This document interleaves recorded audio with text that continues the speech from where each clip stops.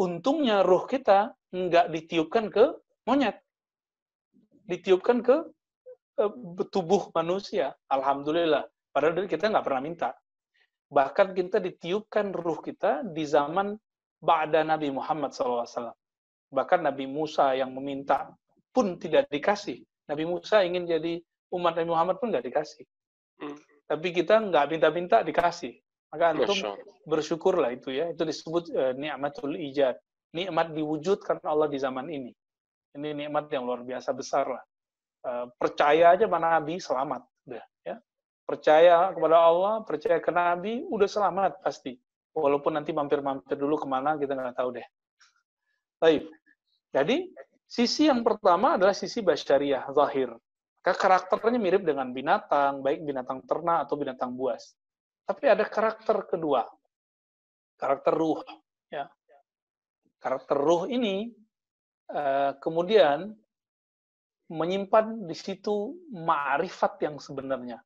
Bahwa ruh itu dulu punya pengenalan kepada Allah, sebagaimana sering antum bacakan ke teman-teman, surah Al-A'raf itu ya, alastu bi rabbikum qalu bala syahidna.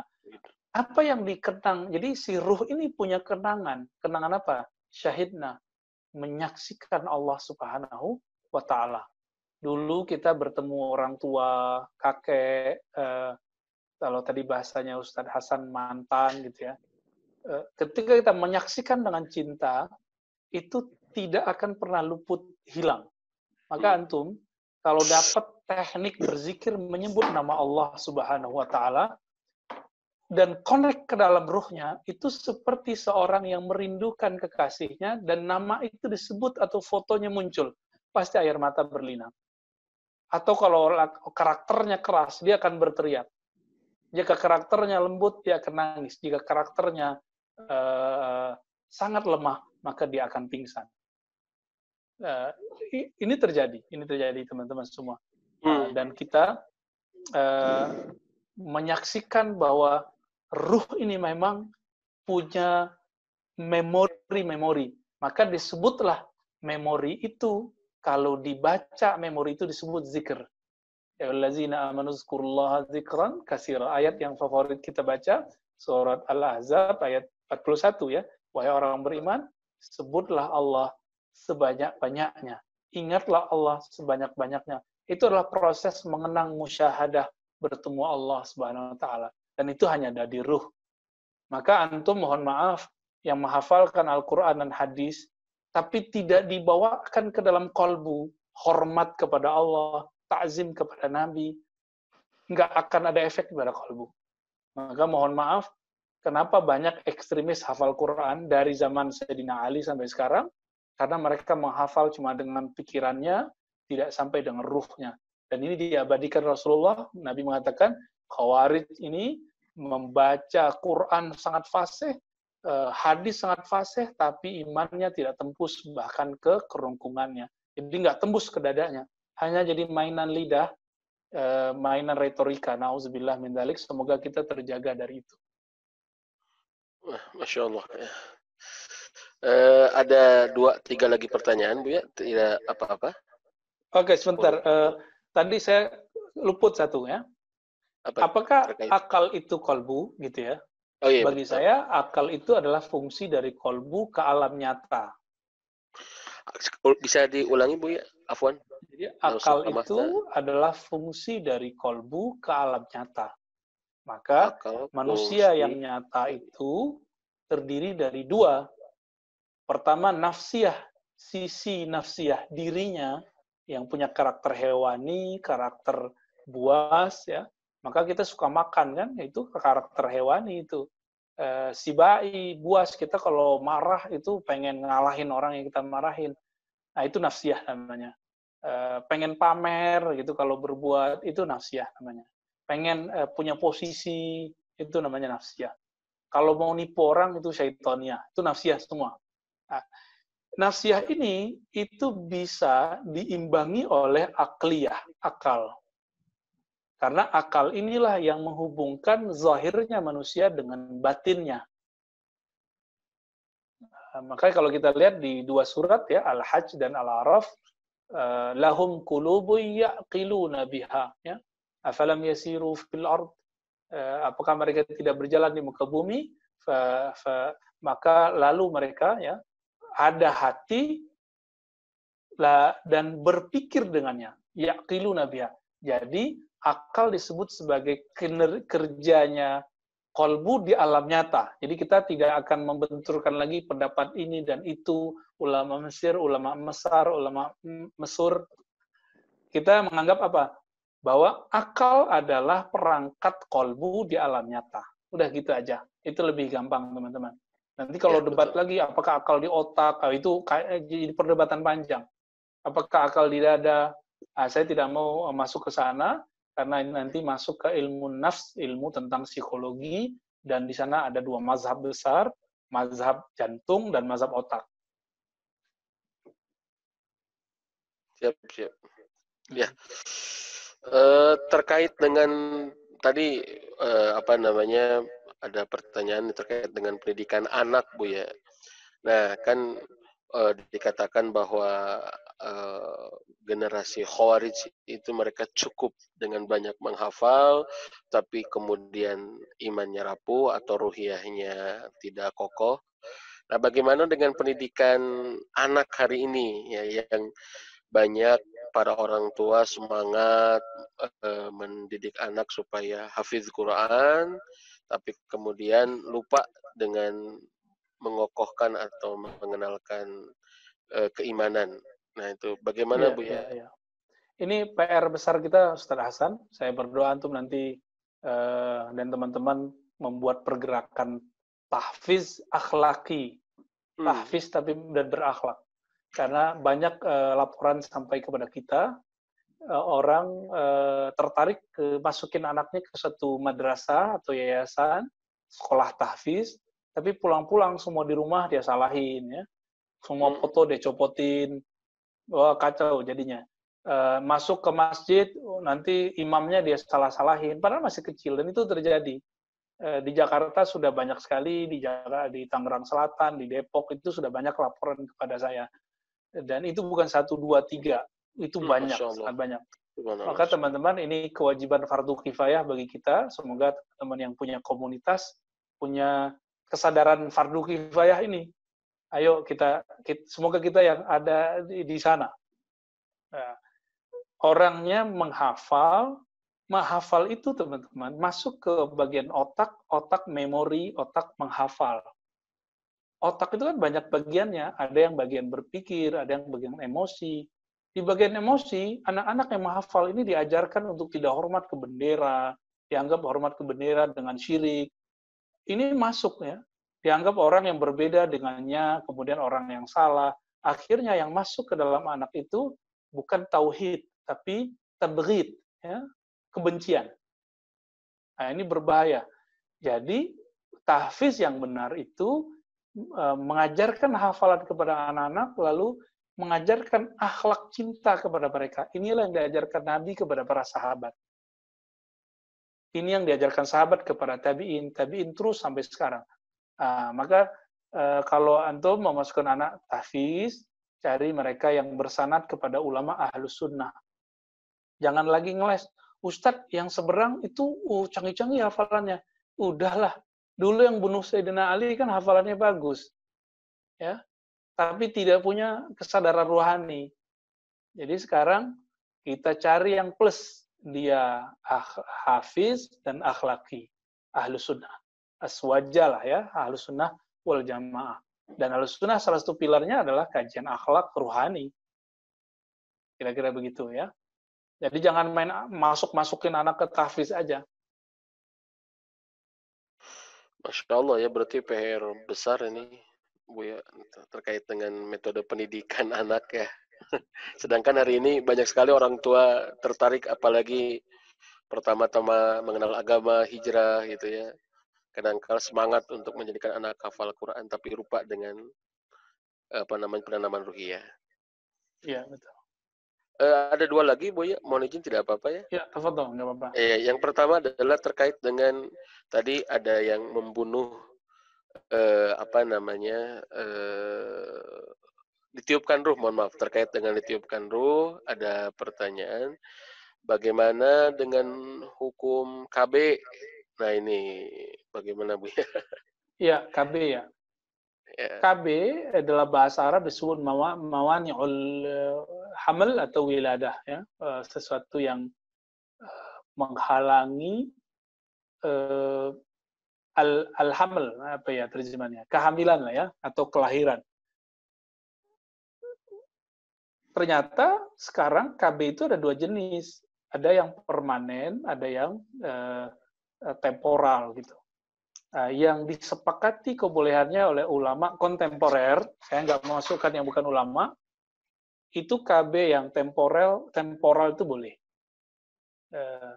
Sedangkan yang permanen itu diharamkan kecuali ada fatwa dari beberapa dokter yang ahli, orang ini berpotensi kematian jika dia tidak diputus. Maka KB ini terbagi dua, teman. Ada yang diputus, nah ini cerita orang udah menikah, pasti udah paham lah dia. Diputus rahimnya, diangkat rahimnya, atau ada yang diikat aja. Nah, diikat ini kalau penjelasan beberapa dokter ya masih bisa dibuka ya. Tapi saya menyaksikan beberapa jamaah kita ada yang kena masalah lain lagi ketika itu cuma diikat gitu atau diangkat ya, ada muncul penyakit lain lagi. Kita tidak tahu sebabnya kenapa, tapi kebanyakan tidak masalah karena memang ada fatwa dari dokternya. Karena yang ahli di situ adalah dokter. Jadi apakah hukumnya KB? Kita mengikuti saja Syekh Al-Buti, ayah dari guru saya, dan beliau juga menjelaskan itu. Beliau punya kitab khusus tentang melahirkan, menggugurkan, dan segala macam, dan mengatakan bahwa boleh dengan syarat hanya menjarak kehamilan, bukan memutus kehamilan. Gitu. Ya. baik, ini pertanyaan terakhir Bu ya. Ya terakhir ya, terkait dengan syahadat. Ini klasik sebetulnya, tapi mungkin butuh penjelasan. Kalau baiat kepada imam jamaah dan memaknai lafaz dua kalimat syahadat, sebagaimana kita ketika seseorang melihat hilal, maka dia mengatakan syahadat sebagaimana permulaan persaksiannya. Itu seperti apa kedudukannya? Kemudian pertanyaan penutup, sedikit tambahan Bu ya. Apa perbedaan Jabariyah, Qadariyah, dan Ahlus Sunnah? Begitu. Terima kasih Bu ya. Ya, tidak ada kewajiban melafazkan syahadat di depan jamaah, ya, tidak ada. Tapi itu di depan atau kepada seorang imam pergerakan, tidak ada kewajiban itu. Tapi kalau talqin zikir memang harus kepada ahlinya yang berijazah. Sekarang kan masalahnya orang ngangkat-ngangkat dirinya sendiri jadi imam gitu. Lalu jamaahnya diajak mengulangi baiat kepadanya, baiat la ilaha illallah. Ya siapa yang ngasih hak dia? Yang berhak itu kan cuma khalifah, dan kalau di akhir zaman ya nanti Imam Mahdi. Maka jangan mendaulat diri kita di luar batas kita, kecuali antum punya misalnya atau si imam itu punya ijazah talqin zikir, ijazah membimbing zikir kepada murid-muridnya, maka dia boleh melatih tauhid muridnya dan syahadat muridnya dengan mengulang kembali. Tapi bukan berarti mengulang kembali Islamnya, kira-kira begitu. Terus yang kedua tadi apa? Jabariyah ya? Jabariyah, Qadariyah, Ahlus Sunnah. Oke. Jabariyah itu mereka menganggap bahwa hamba tidak punya kudroh terhadap dirinya.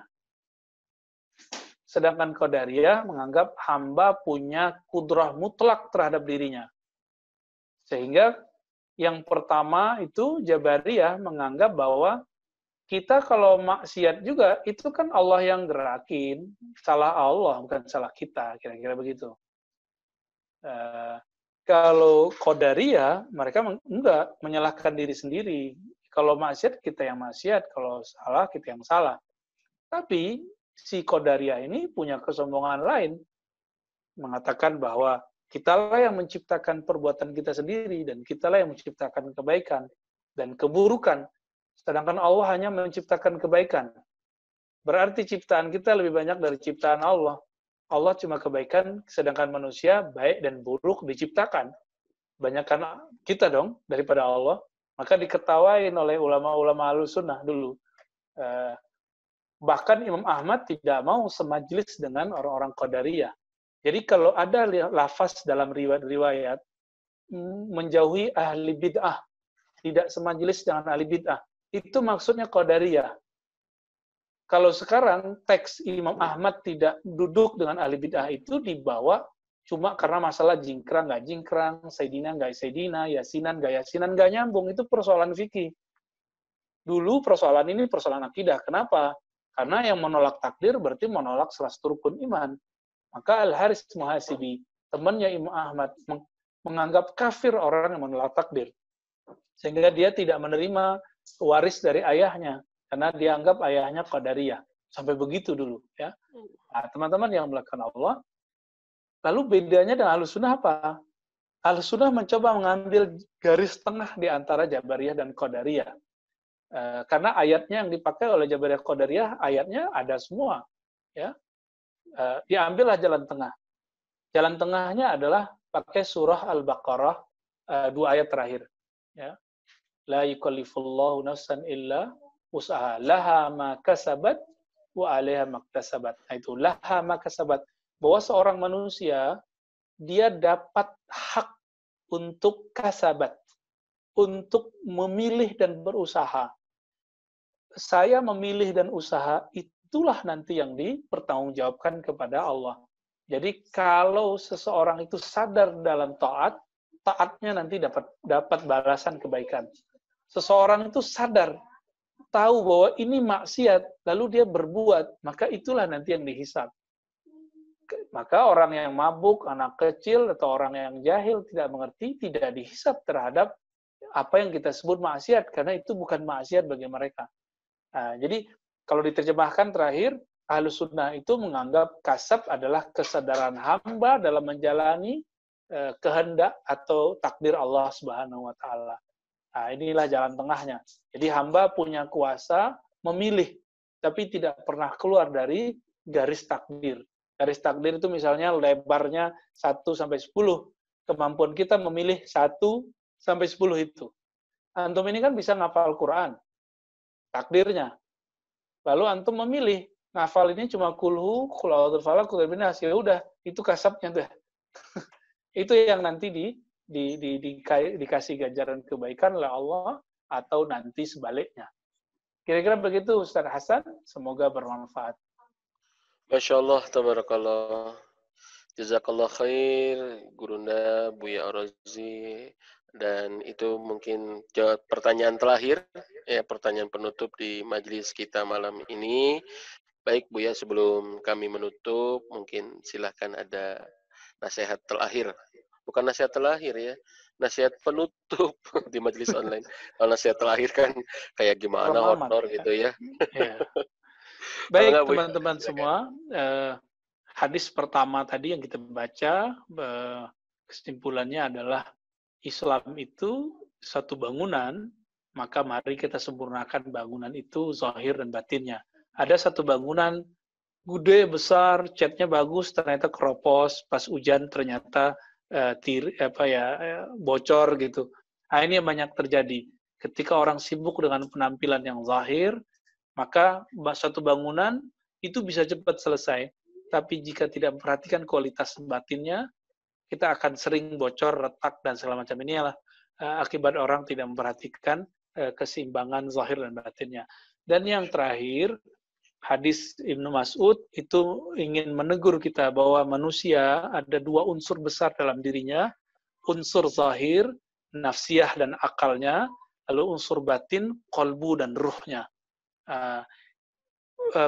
Sisi nafsiyah dan akal akan hilang, bahkan sebelum kita mati kadang sudah hilang saat orang sakarat atau sakit, atau saat orang itu majnun, gila, tapi unsur ruhiyah tidak akan hilang. Itu sebabnya nanti antum akan ketemu di tengah jalan, ada orang kayak orang gila, tapi rohaninya tajam. Kenapa? Itu ruhnya tidak berpengaruh dengan kegilaan badannya atau rusak badannya. Antum nanti lihat ada orang sakit parah, tapi rohaninya kualitasnya di atas orang-orang yang kaya, orang-orang yang sehat. Ya, ini terjadi pada imam-imam terdahulu ketika mereka sakit, mereka tidak berteriak, tidak mengeluh dan lainnya. Jadi mari kita jaga konsentrasi kita, menjaga keseimbangan antara sisi zahir dan batin. Inilah sa'adatud darain, kebahagiaan dunia dan akhirat. Demikian dari saya, semoga bermanfaat. Wallahu taala alam. Subhanakallahumma bihamdika asyhadu an la ilaha illa anta astaghfiruka wa atubu ilaik. Assalamualaikum warahmatullahi wabarakatuh. Syukran Ustaz Hasan. Sami-sami. Ya, ya. Alhamdulillah, jazakallah khair. Gurunda Buya Al-Razi hafizahullah. Ya, mudah-mudahan majlis kita di malam kali ini menjadi jalan buat kita makin berkah hidup kita, makin merasa diri kita banyak kekurangan, ya, sehingga meminta lagi kepada Allah, meminta lagi kepada Allah, meminta lagi kepada Allah. Dan saya pribadi merasakan, aduh banyak PR nih ya kayaknya. Ya, jadi saya menyebutnya adalah bahwa majelis ilmu itu adalah merawat kebodohan, ya. Karena supaya kita senantiasa merasa bodoh. Terima kasih sekali lagi kepada guru Buya Rozi, dan teman-teman sekalian juga terima kasih sudah hadir di kesempatan malam ini kali ini. Di tengah kesibukan antum-antum sekalian, ikhwan akhwat sekalian, masih sempat untuk bisa berpartisipasi di majelis online. Dan insya Allah in ahsantum ahsantum li anfusikum, tidak ada kebaikan kecuali balik lagi kepada pribadi masing-masing, insyaallah. Dan ini bagian daripada upaya kita dalam iqamatuddin, dalam menegakkan agama, yaitu menghidupkan majelis-majelis ilmu yang mengantarkan kita kepada kecintaan Allah. Kami dari MIM Foundation mohon maaf atas segala kekurangan. Jika ada kekurangan tentu itu adalah kehilafan dari kami, dan jika ada kelebihan kenyamanan yang dapat dirasakan oleh antum tentu itu adalah keutamaan dari Allah. Ustadz, apa ada rekamannya di YouTube, Ustadz? Saya belum tahu, tanya nanti ke tim teknisi ya. Insya Allah nanti. Kalau yang kemarin ada rekamannya di YouTube ya. Nanti kita kabarkan. Channelnya apa, Ustadz? Nama channelnya? Nama channelnya MIM Foundation. Boleh Pak, ya begitu. Insya Allah. Ya. Ya, siap. Makasih Ustadz. Terima kasih, sama-sama. Terima kasih teman-teman. Barakallahu fikum. Ya, selamat menghafal. Mari kita buru sanad guru kita, ya 10 hadis. Nggak usah nunggu diterangin lah, ngapalin dari sekarang lah. Cicil lah ya, cicil. Yuk, insya Allah teman-teman, kita tutup dengan doa kifaratul majlis. Subhanakallahumma bihamdika asyhadu an la ilaha illa anta astaghfiruka wa atubu ilaik. Wilujeng menghafal. Assalamualaikum warahmatullahi wabarakatuh.